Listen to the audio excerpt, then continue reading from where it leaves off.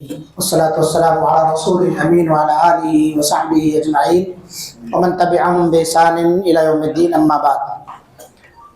بسم الله الرحمن الرحيم. عن زيد بن أرقم رضي الله عنه أن النبي صلى الله عليه وسلم كان يقول: اللهم إني أعوذ بك من علم لا ينفع ومن قلب لا يخشع ومن نفس لا تشبع ومن دعوة لا يستجاب لها. رواه مسلم. صحیح مسلم میں حضرت زید بن ارقم رضی اللہ عنہ سے روایت ہے، رسول اللہ صلی اللہ علیہ وسلم یہ دعا کیا کرتے تھے کہ اے اللہ مجھے بے فائدہ علم سے بچا لے، پناہ دے دے، اور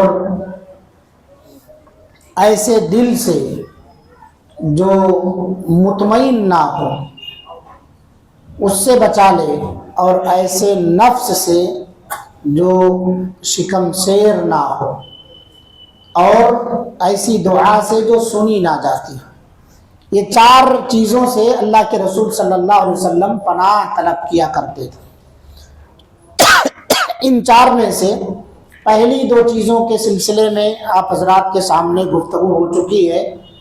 بے فائدہ علم سے پناہ طلب کرتے تھے اللہ کے رسول صلی اللہ علیہ وسلم، اور جو دل نصیحت کو قبول کرنے والا نہ ہو، موعظت کو قبول کرنے والا نہ ہو، اس دل سے پناہ چاہتے تھے آپ صلی اللہ علیہ وسلم. تیسری جو دعا ہے اس کے اندر، یا تیسری جو چیز ہے جس سے پناہ طلب کرتے تھے، ایسے نفس سے لا تشبع، جو بھرے ہی نہ ہو، مطمئن ہی نہ ہو، کتنا بھی اس کو دے دیا جائے اسے کم پڑے، اس کے اندر لالچ اور حرص برقرار رہے. یہ ایک بات یاد رکھیے کہ اللہ رب العالمین نے جو انسان کو انسانی نفس بنایا ہے، اس کے اندر دنیا کی محبت بھری پڑی ہے. دنیا کی محبت اس کے اندر بھری پڑی ہے، یعنی اس کی فطرت میں دنیا کی محبت ہے. اسی لیے دنیا سے زہد، قناعت جو آدمی اختیار کرتا ہے اس کی فضیلت بیان کی گئی. جو آدمی دنیا سے اپنے آپ کو بچا لیتا ہے، دنیا کی چمک دمک میں اپنے آپ کو نہیں لگاتا ہے، وہی کامیاب ہو پائے گا. اللہ رب العالمین نے قرآن میں فرمایا: وَنَفْسٍ وَمَا سَوَّاهَا فَأَلْهَمَهَا فُجُورَهَا وَتَقْوَاهَا قَدْ أَفْلَحَ مَنْ زَكَّاهَا. قسم ہے نفس کی اور اسے درست بنانے کی. اللہ رب العالمین نے نفس پیدا کیا اور پھر اسے درست بنایا، یعنی جو چیز جہاں تھی وہاں رکھا، متناسب الاعضاء بنایا اسے. سر جہاں رکھنا ہے وہاں رکھا ہے، ناک جہاں رکھنی وہاں رکھا ہے، آنکھ جہاں ہونی چاہیے اللہ نے وہاں رکھا ہے.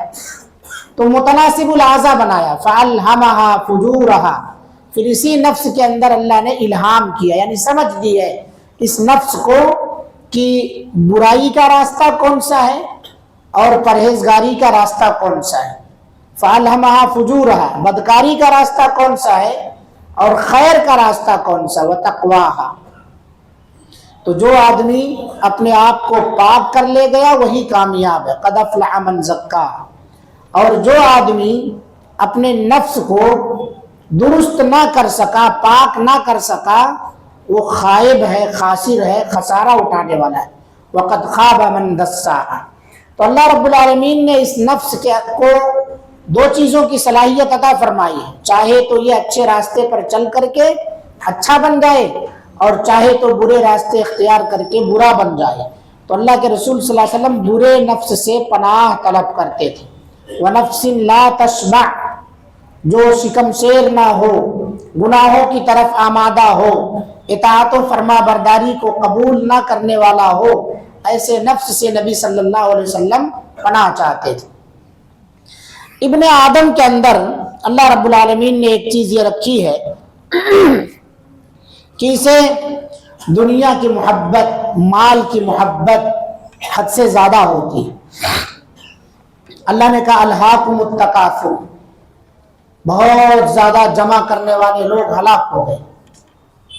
کہاں تک جمع کرتے رہے؟ یہاں تک کہ قبروں کو پہنچ گئے. حتی زرتم المقابر، قبروں کو پہنچ گئے, دنیا جمع کرنے میں ہی پڑے رہ گئے, آخرت کو بھول گئے اور دنیا کے پیچھے پڑے رہ کر کے اپنے آپ کو قبرستان پہنچا دیا, مگر ان کی زندگی کا حرص ختم نہ ہوا. پتہ کیا چلا کہ نفس کا لالچ قبر تک پہنچ جانے تک ختم نہیں ہوتا. جب تک آپ قبر مٹی میں دفن نہ کر دیے جائیں تب تک نفس کا لالچ ختم ہونے والا نہیں.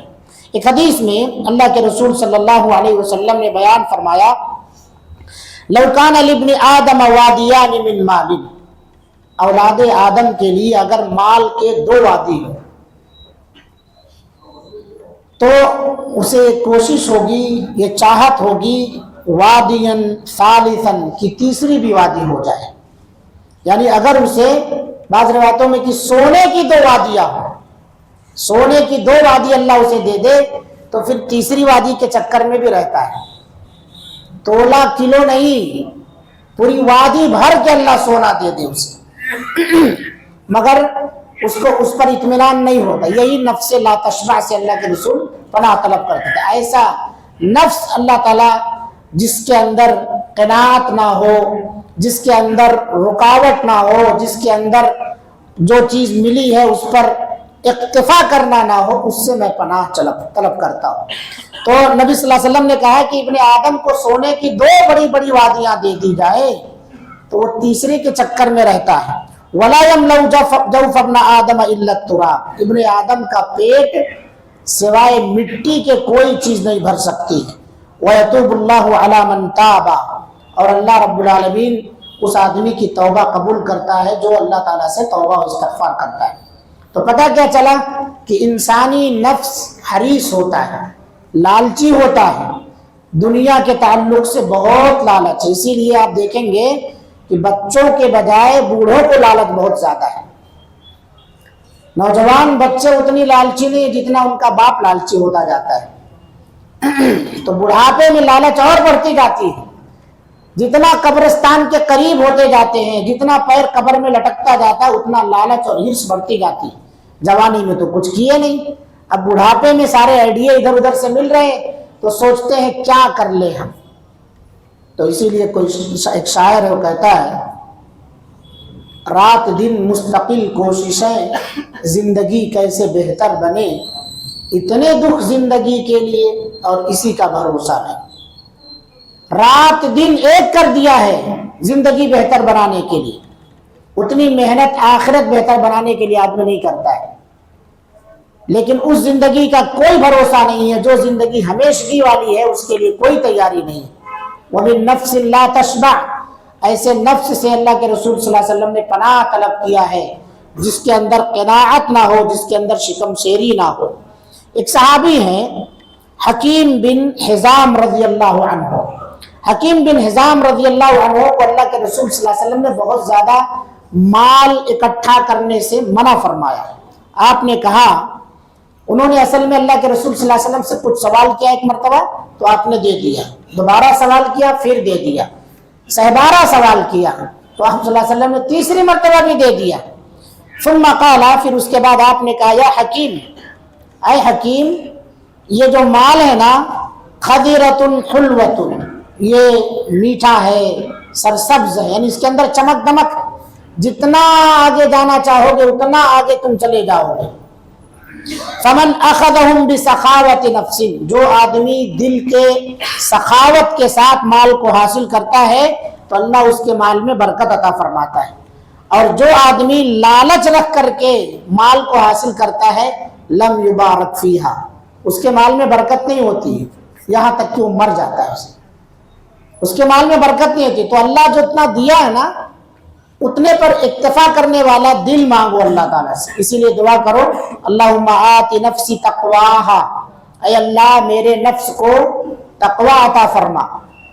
وزکیہا انت خیر من زکاہا, میرے نفس کو تو پاک کر دے اور تو ہی بہتر پاک کرنے والا ہے.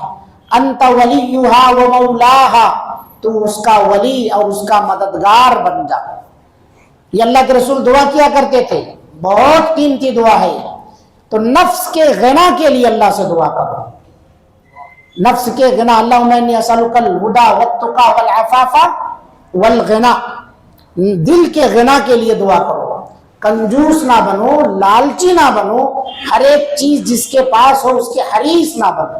اسی لیے نبی صلی اللہ علیہ وسلم نے ایک نسخہ بیان فرمایا کہ لوگوں کے نزدیک بھی آپ محبوب رہیں گے اور اللہ کے نزدیک بھی آپ محبوب رہیں گے۔ وہ نسخہ کیا ہے؟ بہت قیمتی چیز ہے۔ جو لوگ دوسروں کی جیبوں پر نظر رکھتے ہیں، جو لوگ یہ سوچتے ہیں کہ اس کے پاس کیسے آ گیا، میرے پاس کیوں نہیں آئی وہ چیز، جبکہ اس کو ضرورت نہیں ہے، بس خالی دیکھا دیکھی میں میرے پاس بھی ہونا۔ آپ کوئی نیا جوتا لیں گے وہ بھی جا کے لے لے گا، نئی گاڑی لیں گے وہ بھی جا کر کے لے گا۔ مقابلہ بازی ہیں لوگوں کے، یا ان کے پاس جو ہے ایسا انداز اختیار کریں گے کہ آپ ان کو دے دیجیے، اس ڈھنگ سے آپ سے بات چیت کریں گے، گفتگو کریں گے کہ آپ کا دل چاہے گا لو مولانا رکھ لو قلم، آپ ہی رکھ لیجیے۔ اتنی تعریف کر دیں گے اس چیز کی، آدمی مجبور ہو جاتا ہے۔ یہ نہیں کہتے مجھے دے دیجیے، لیکن گھما پھرا کے ایسی گفتگو کرتے ہیں کہ سامنے والا سمجھ جاتا ہے کہ ہاں یہ کچھ انعام اور اکرام ہی چاہ رہے ہیں۔ کہاں سے لیے، کتنے میں لیے، بہت اچھا ہے ماشاءاللہ، اس کے فائدے میں بہت سنتا تھا، یہ کرتا تھا وہ کرتا تھا۔ نبی صلی اللہ علیہ وسلم نے کہا کہ یہ عادت اچھی نہیں ہے۔ کیا اچھی ہے؟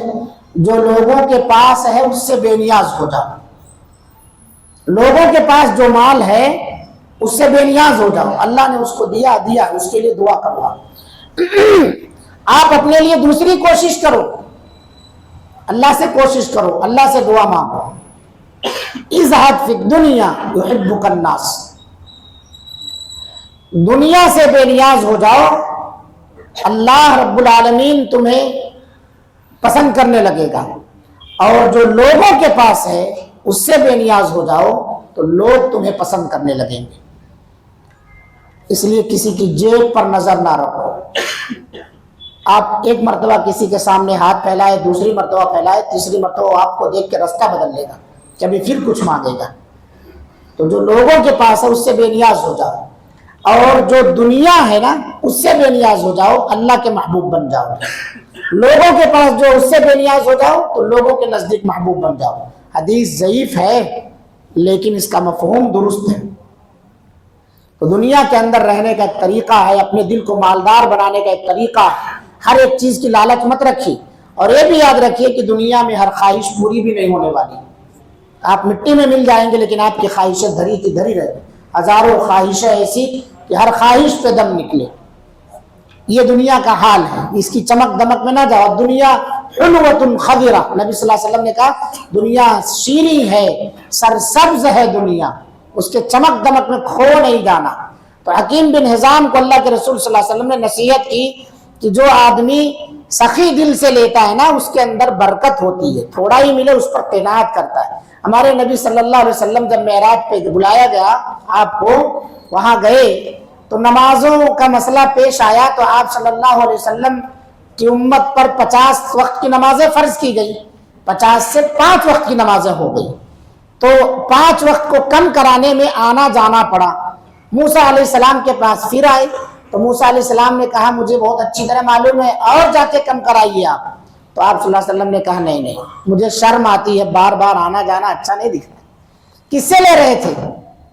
اللہ ہی سے تو مانگنے جا رہے تھے نا۔ خزانے میں اللہ کی کچھ کمی ہے؟